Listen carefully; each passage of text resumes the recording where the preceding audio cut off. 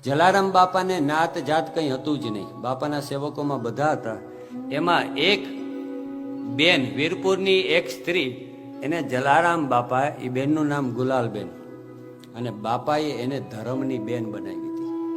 બન્યું એવું કે જલારામ બાપાને 80 વર્ષની ઉંમરે પાઇલ્સની તકલીફ થઈ, હરસની. અને જ્યારે એ બીમારી બહુ વધી ગઈ અને બાપા પથારી વશ થઈ ગયા એમ કહેવાય છે, ખાટલા વશ બાપાને, ત્યારે વીરપુરના લોકો જલારામ બાપાને પૂછે છે કે બાપા, તમે તો લાખો માણાને બેઠા કર્યા, મરેલા પક્ષીને જીવતા કર્યા, મરેલા બળદને જીવતો કર્યો, મરેલા કોડીના દીકરા ગોવિંદાને બેઠો કર્યો. બાપા, તમારું હરસનું દર્દ તમે મિટાવી ન શકો, મટાડી ન શકો? તો જલારામ બાપાએ કીધું કે મટી તો જાય, પણ આ મારું કર્મનું ફળ હોય અને મારે હસતા હસતા એ ભોગવી લેવું જોઈએ. એ જુઓ તો ખરા એ જલારામ. આ સંતોમાં ને આપણામાં ફરક એટલો છે કે દુઃખ એની ઉપર પણ આવે છે, દુઃખ આપણી ઉપર આવે છે. એ હસતા હસતા દુઃખ સહન કરે છે, તમે માથું કૂટતા કૂટતા દુઃખ સહન કરીએ છીએ. બાકી ઇતિહાસ જુઓ, કેની ઉપર દુઃખ નથી આવ્યું? રામની ઉપર આવ્યું, કૃષ્ણની ઉપર આવ્યું છે. તો જલારામ બાપાને 80 વર્ષની ઉંમરે પાઇલ્સની બહુ તકલીફ થઈ અને બાપા ખાટલામાંથી ઊભા ન થઈ શકે. એટલે વીરપુરના લોકો, બાપાના ભક્તો કહે કે બાપા, તમે તો સમર્થ છો, તમે આ બીમારી, તમે બીજાને મરેલાને જીવતા કરો, બીજાની બીમારી મટાડો તો તમારું દર્દ ન મટે. તો બાપાએ કીધું કે ના ના, આ કર્મનું હોય એ ભોગવી લેવું. એટલે બાપાએ પોતાની ઈચ્છાથી એ બીમારી ન મટાડી. તો પૂછ્યું કે બાપા, તમે સદાવ્રત ચાલુ કર્યું તો તમને કંઈક થશે, તો આ સદાવ્રતનું શું થશે? અને ત્યારે બાપાએ શું જવાબ આપ્યો? એણે કીધું કે મૂંઝાવ શું કામ, હાથી જીવતા લાખનો, મર્યા પછી 1.25 લાખનો. હાથી જીવતા લાખનો, મર્યા પછી 1.25 લાખનો. તમે એમ માનો છો કે એ પછી તો મારી શક્તિ વધશે? એ જલારામ બાપા અગાઉથી કહીને ગયા. હવે બન્યું એવું કે બાપાની બીમારી બહુ વધી ગઈ, તકલીફ છે. એવામાં ગુલાલબેન, એનો ભાઈ, સગો ભાઈ, પિયરમાંથી તેડવા આવે છે. એટલે ગલાલબેનને કીધું કે બેન, તમે રોકાવા આવો. એટલે ગલાલબેને કીધું કે ભાઈ વીરા, મારા ભાઈ જલારામને પૂછી લો. એટલે ગલાલબેન બાપાને પૂછ્યા વિના કોઈ કાર્ય કરતા નહોતા. ગલાલબેન જલારામ બાપાની પાસે આવે છે. બાપા બીમારીમાં ખાટલામાં સૂતા છે. એટલે ગલાલબેને કીધું કે વીરા, તો કે હા બેન, તો કે ભાઈ તેડવા આવ્યો છે, પિયરમાં જઈ આવું? જલારામ બાપાએ ગલાલબેનને કીધું, બેન જાવું હોય તો જાજે, 1 દિવસ રોકાઈને આવતી રહેજે. શું કીધું?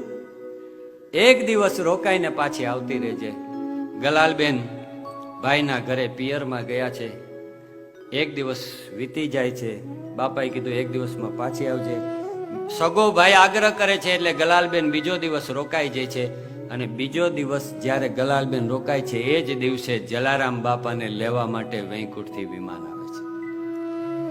વિમાન આવ્યું, બાપા એ વિમાનમાં બેસી વૈકુંઠ જતા હોય છે. ટીલિયાની કથા આવે છે તમને, છેલ્લે ટીલિયો મસ્કરી કરતો.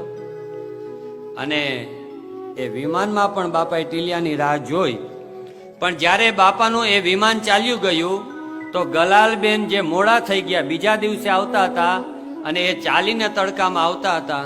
એટલે જલારામ બાપાને એમ થયું કે મારી બેન તરસી હશે તડકાની, તું એને પાણી પીવડાવવા જાઉં. આ બાજુ બાપા દેહ છોડી દીધો છે, પણ ગલાલબેનને એવું દેખાણું કે જલારામ બાપા હાથમાં પાણી લઈને સામે આવે છે. અને ગલાલબેનને આશ્ચર્ય થયું. જ્યારે જલારામ બાપા પાણી લઈને ગલાલબેન પાસે આવ્યા એટલે ગલાલબેન પૂછે કે વીરા, તને તો બહુ, તું તો બીમાર છે, તું ખાટલામાં? તો કે આ અત્યારે સારું છે બેન, મને એમ થયું કે મારી બેન ચાલીને તડકામાં આવે ને તરસ લાગી હશે, એને હું પાણી પીવડાવી દઉં. લે બેન પાણી પી. જલારામ બાપાએ ગલાલબેનને પાણી પીવડાવ્યું. ગલાલબેન અને જલારામ બાપા બે ચાલતા ચાલતા આવે છે. એવામાં વીરપુરનો એક બીજો ખેડૂ, એનું નામ છે કચરા ભગત. એટલે જલારામ બાપાએ કચરા ભગત જે ખેતરમાં કામ કરતો હતો એને કીધું, કચરા ભાઈ હાલ વીરપુર હવે.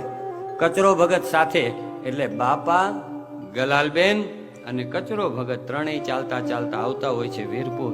વીરપુરનું પાદર પહોંચે છે. જલારામ બાપાએ ગલાલબેનને કીધું કે બેન, હવે તમે ધીમે ધીમે આવજો, સાંજ પડી ગઈ, મુંડિયા રાહ જોતા હશે.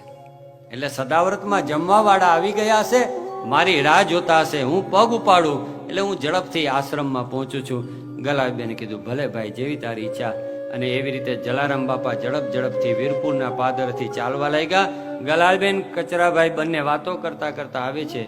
ગામના પાદર આવીને જોયું, ગામમાં કોઈનું મરણ થયું છે, લાકડા ઉપર એનો અગ્નિ સંસ્કાર થાય છે.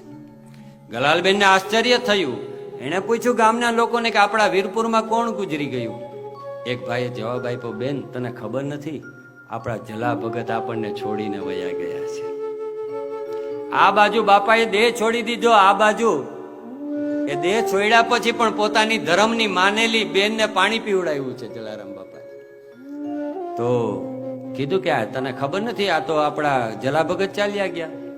ગલાલબેન કે બને જ નહીં, હમણાં તો મારો ભાઈ, મારો વીરો મને પાણી પીવડાવવા આવેલો. તો કે હોય નહીં, તો કે આ કચરો ભાઈ સાથે. અને ત્યારે ગલાલબેને એક નાળિયેર મંગાવ્યું અને કીધું કે હે જલ્યાણ, હે જલા ભગત, હે વીરા, તે દેહ છોડી દીધા પછી પણ તારી બેનનું ધ્યાન રાખ્યું, એને પાણી પીવડાવ્યું છે. અને ગલાલબેને 4 પ્રદક્ષિણા કરી અને બાપાનો જે અગ્નિ સંસ્કાર થતો તો એમાં નાળિયેર હોમ્યું છે. આ જલારામ બાપા છે. એક વખત તમે જલારામ બાપાને કોઈ પણ સંબંધથી જોડો. આમ તો આપણે બાપા કહીએ એટલે બાપ છે. તમને જે પણ રૂપ ગમતો હોય તમે એ સંબંધથી જલારામને જોડી